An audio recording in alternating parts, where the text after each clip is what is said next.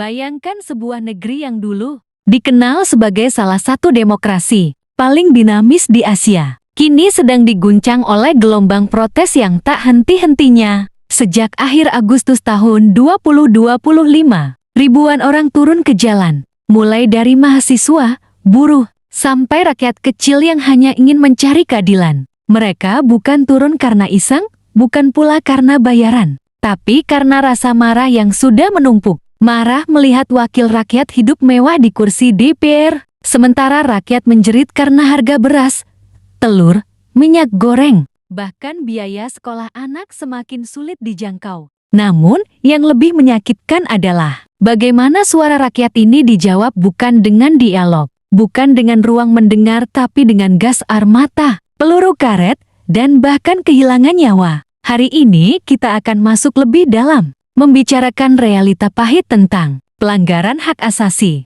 manusia yang terjadi di negeri kita, dan bagaimana dunia internasional ikut menyorotinya. Semua bermula ketika publik mengetahui bahwa setiap anggota DPR akan mendapat tunjangan rumah sebesar 50 juta rupiah per bulan. Angka yang mungkin terlihat biasa di kalangan elit, tapi bagi rakyat kecil, itu bisa berarti nafkah 1 tahun penuh. Rasa ketidakadilan pun meledak, apalagi di saat yang sama.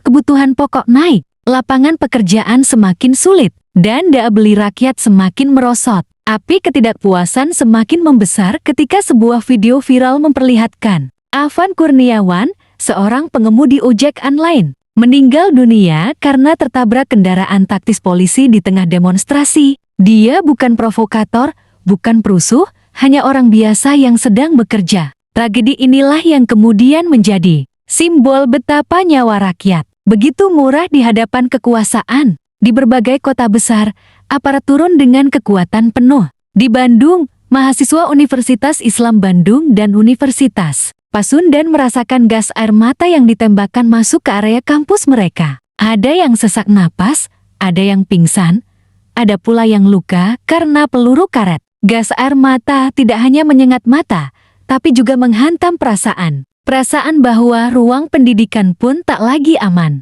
Lebih dari 3.000 orang ditangkap secara massal. Banyak di antaranya bahkan bukan demonstran aktif, hanya orang-orang yang kebetulan ada di lokasi. Laporan Human Rights Watch mencatat bahwa sejak akhir Agustus, setidaknya 10 orang meninggal, dan puluhan lainnya mengalami luka serius. Fakta-fakta ini menegaskan bahwa yang kita hadapi bukan sekadar protes sosial biasa, tapi krisis hak asasi manusia yang nyata. Pemerintah mencoba meredam situasi dengan meminta maaf, terutama setelah kematian Afan. Mereka berjanji akan menyelidiki, namun publik bertanya-tanya, seberapa seriuskah penyelidikan itu? Karena hingga kini, belum ada pejabat tinggi yang benar-benar diadili. Belum ada aparat yang diproses secara transparan. Di sisi lain, beberapa pejabat justru berusaha membela diri dengan mengatakan bahwa aparat hanya menjalankan tugas menjaga ketertiban. Sayangnya, dalih menjaga ketertiban seringkali dipakai untuk membungkam suara yang sah dalam demokrasi. Bukannya meredakan amarah, respons ini justru menambah ketidakpercayaan publik. Pelanggaran ini tidak hanya menjadi sorotan dalam negeri, tetapi juga menarik perhatian dunia. Human Rights Watch menuntut Indonesia segera menghentikan penahanan sewenang-wenang dan mengusut setiap kematian. Amnesty International mengecam keras, menegaskan bahwa kebebasan berpendapat adalah hak mendasar yang tak bisa diganggu-gugat.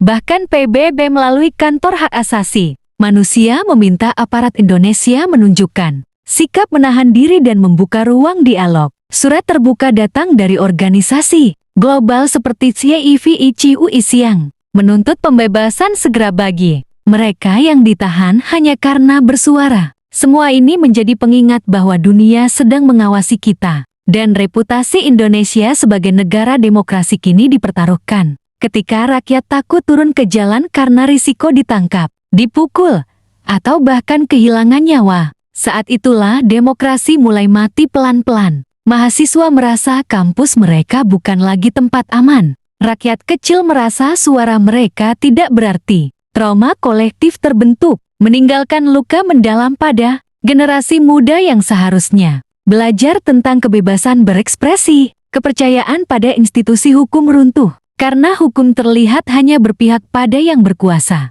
Dan lebih dari itu, dunia luar kini melihat Indonesia dengan kacamata berbeda. Dari negara yang sering dipuji sebagai demokrasi terbesar ketiga di dunia, kini dianggap sedang melangkah mundur. Namun semua ini belum terlambat untuk diperbaiki. Rakyat melalui gerakan 17+8 telah menyampaikan tuntutan yang jelas. Pembentukan komisi independen untuk menyelidiki korban, pembekuan tunjangan DPR, pembebasan demonstran damai, hingga reformasi jangka panjang pada lembaga keamanan. Solusinya tidak hanya sebatas janji, tapi aksi nyata. Pemerintah harus berani membuka ruang dialog, bukan menutupnya. Aparat harus belajar bahwa tugas mereka bukan menakut-nakuti rakyat, melainkan melindungi rakyat. Dan kita, sebagai masyarakat, harus terus bersuara, karena diam hanya akan memperpanjang luka.